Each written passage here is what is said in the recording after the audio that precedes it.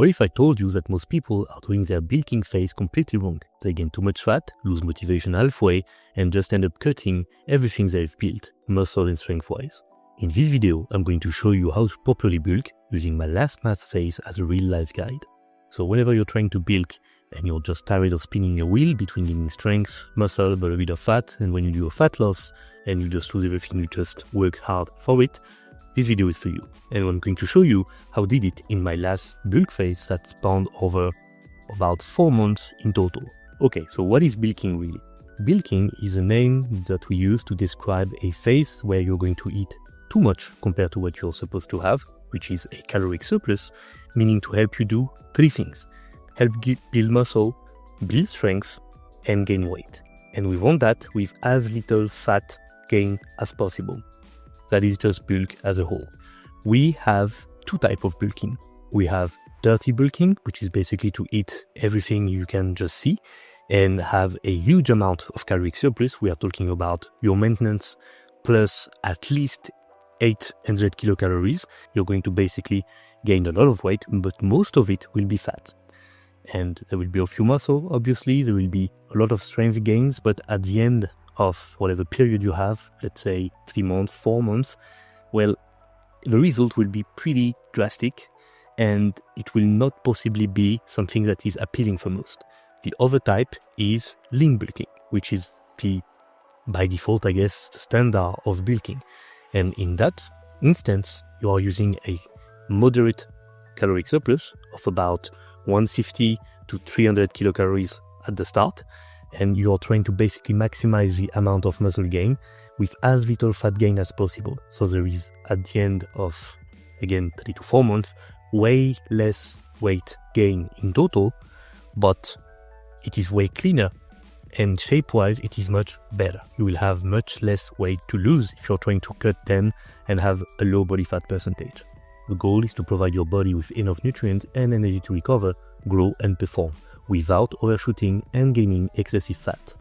So keep in mind, bulking is a pretty long-term process. You should not be thinking of bulking for just 2 or 3 months, in my humble opinion.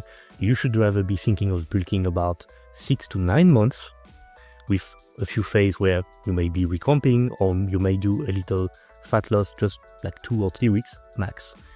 And then at the end of this pretty long-term period, you assess and see, okay, do I need to really lose a lot of weight? Do I want to lose a lot of weight? Or should I just rather stay in that kind of shape and context and just keep going? Okay? What I say to my trainees all the time when they talk to me about coaching and they want me to coach them for like 3 months and they want to bulk, I always tell them 3 months is a good starter, but you really want a good transformation at least 6 months and up to a year of lean bulking. And then you cut and then it's fantastic. In 3 months, you get the ball rolling, you get the snowballing effect rolling, but it's not push through at 100%. Okay, so now we are going to use myself as an example. Let me show you exactly what I did during my last bulk. So number-wise, I had just exceeded a fat loss cut. I ended up at 82 kilograms of body weight for 5'9" or 175 centimeters, and I was at 8% body fat, and it had been calculated by DEXA scan. At the time, I was around 3,000 kilocalories, and I slowly built back up to 84 kilograms of body weight, so 185 pounds, and up to 3,600 kilocalories. And then slowly but surely I steadily improved to 4,000, and then I pushed to 4,500 kilocalories, and my goal was to end up in between 88 kilogram and 90 kilogram, which is basically 190 to 200 pounds, something like that. I failed. I had no appetite and it was way too hard for me to do it, but I ended up at 87 kilogram, which is just falling short of that range, which was just, an imaginary range. I do not need it. I do not desperately need to be that heavy. It was just for me to say, I've never been that heavy. Let me try it. Regarding the macro, I did everything as you are supposed to do regarding the general recommendation. 2 grams per kilogram of body weight of protein, at least 1 gram per kilogram of fat, and I was more about 1.5 gram, I think, and the rest is basically carbs. This is going to be your leverage, to basically shuttle anything you want to have into your muscle cells to promote growth and stimulate insulin, which is one of the most anabolic hormones, would basically tell your body, hey, let's go, grow. Regarding the training, I was still doing my PPL modified thingy that you can see on my channel. I'm going to link it somewhere up. I was training 4 times per week, sometimes 3, sometimes 5. So the average is 4. Basically, I train 2 days, I rest 1, train 2 days, rest 1, and so on and so forth. Sometimes, especially after a leg day where I have really accumulated a lot of fatigue, both because of the training but also of work, etc., I will rest 2 days in a row. But most of the time, during these 2 days, I would try to at least walk a lot or even have a little cardio. It was not always the case because my NEAT level was already quite high in the regard that I was doing as little as 8,000 steps per day and as much as double, basically. So as someone who is a hard gainer and who struggle a lot to gain weight, I was actually trying my best to stay under 10k steps per day, to not burn too much calories, and I was basically doing no cardio during that mass phase, except when I was really feeling sluggish and I felt like I needed a boost regarding my well-being, my digestion comfort, etc., which walking does. So that's why I'm talking about walking specifically. The progress regarding the bulk is pretty much the same for everyone. The most amount of progress you see is on legs, strength-wise and size-wise, on chest, for most people also the back, but not always the case, and on arms. I reached 18 inches arm during that last bulk phase, a little over actually. I was at 46.5 of arm size, and I gained, I think, half an inch, so 1.24 centimeter on my thighs. And it was also my mission for this year, because of the last review I had on my physique, to basically gain as much chest as possible, especially for upper chest, and to bring back also lat training in my sessions, because I had been so focused onto back fitness, so traps and erectors basically, that lats for me were in maintenance mode for like at least 3 years now. I was basically just doing what you see in my video, so heavy weighted chin-ups and like neutral grip row, and that's it. So 9 sets per week at max, and at least double for traps and erectors. So yeah, for this bulk I switched a few things up, and I basically started to train more chest, legs, and I started to train lats more again, while pushing as much as possible on the arm size, which worked. It worked. Still, weight-wise, I just ended up at 87, and it's fine. The goal of a bulk is not to end up perfectly where you want to go, is to just go in that direction and assess throughout the way how you feel, how you look, and how you're doing, basically. So even if you're thinking about a specific goal, if you failed, it's okay. With that, I had all the positive aspects of bulking, which is massive energy in the training, little to no problem with the recovery and increased strength, and of course better pump and fuller muscle.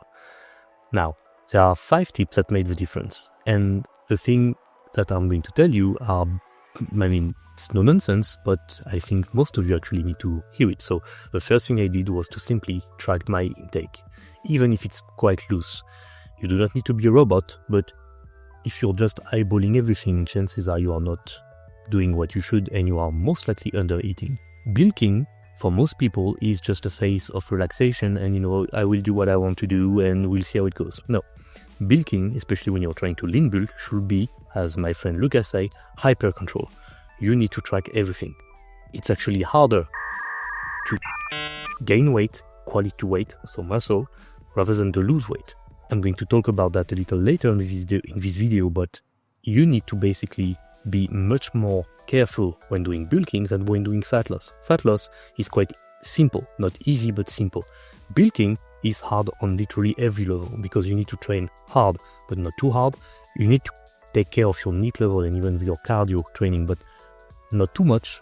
If you do too much cardio, you burn too much. If you do too much NEAT, you burn too much. You can also hinder a bit your recovery, but you also have much less room for recovery But at the same time, that's how you go overboard, and that's how you can have overuse issue, because some stuff will recover very fast and without problems, some other will need a bit more time and a bit more care. So all in all, in bulking, you actually need to be much more careful with the controls that you have on the whole context, the whole schedule, the sleep, the recovery, the training, etc. And not just, eat as much as you want and, we'll see how it goes. Another thing is to train intensively, not necessarily with just volume. The more calorie you have, the more you eat, the more you can withstand. But bulking is the opportunity that you have to actually train harder, heavier, to push for new PR, to push the envelope basically. If you're used to bench 2 plate, when you're bulking, you should try to basically transform that 2 plate for 2.5 plates. If you are squatting 3 plates for reps, you should try to transform this 3 plate for reps into a 4 plates for reps. You do that by increasing the weight, by increasing the workload, not by necessarily just adding volume. Piling on sets, if it's not purposeful, will not yield to more result. At some point, you will cap. I'm not saying there to be lazy, to do some fatigue management. I'm just saying that if you're doing the job and that you're properly getting stronger with X amount of set, do not change it. Okay? And if you are not, okay, then maybe add sets or decrease sets. It depends, again, of what you're doing currently. Finally, routine is king. Bodybuilders are little princesses. I'm a bodybuilder and I'm going to say it. We are princesses. We need the same amount of sleep.